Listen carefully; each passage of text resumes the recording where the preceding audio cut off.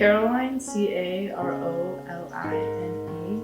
Lalliss, Lalliss. From the ages of 16 to 17, I was sexually, physically, and mentally abused by an ex-boyfriend of mine who is now convicted of those crimes. I've had to do a lot of healing. That was really the one that broke me because it went on for 6 months. The sexual abuse at least. The other abuse went on for the whole 10 months. You know, growing up Mormon, you know, there were so many things that I was told that I was supposed to do and wasn't supposed to do. So whenever he would assault me, I would blame it on myself.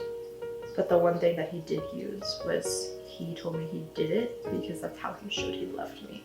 For me, the worst part was the mental abuse.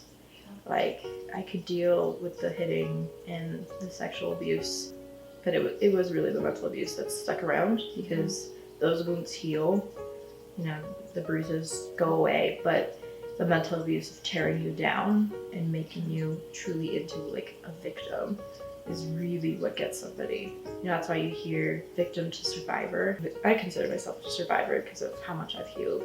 But to this day, I still have really bad days with flashbacks and symptoms. And that's because of the mental abuse that came with the other types of abuse. The day after I gave my victim impact speech in court and he was sentenced and convicted, I wrote an article about what it was like because I couldn't find that pretty much anywhere for my situation, and that really bothered me because I really wanted to know what it was like and what I could expect, because if you've gone through the court process, you know that they really don't tell you anything until the second it's happening.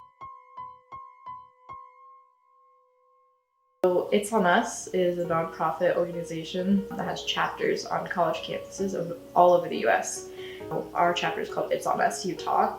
Last year I served as the Victim Survivor Ally and Resource Captain. That was basically set up to help support people who may have gone through this or know somebody who's gone through this. This year I'm vice president, which is kind of crazy just because I'm a sophomore. I love this opportunity to be able to really turn my trauma into a career. You know, I don't get paid for it, it's all volunteer, but it's really something that has brought me so much joy and meaning, just because, you know, I get to be that person who can help prevent something or help somebody afterwards. And, you know, I get to be that person that I didn't have, which is something that's really important to me.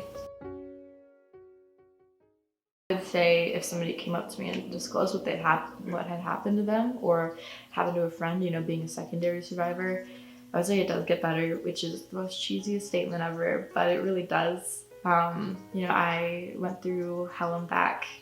I went through periods of wanting to take my life and being admitted to hospitals.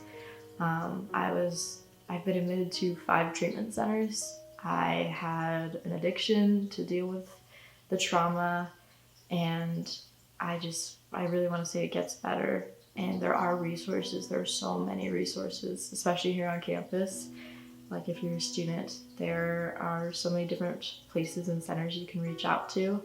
And also that people are doing the work to make sure that this doesn't happen again. People are really out there doing the education, the research, the groundbreaking research is happening just here on this campus in order to make sure that none of this happens again and that you're not alone. So many people have been through this and we've all got your back.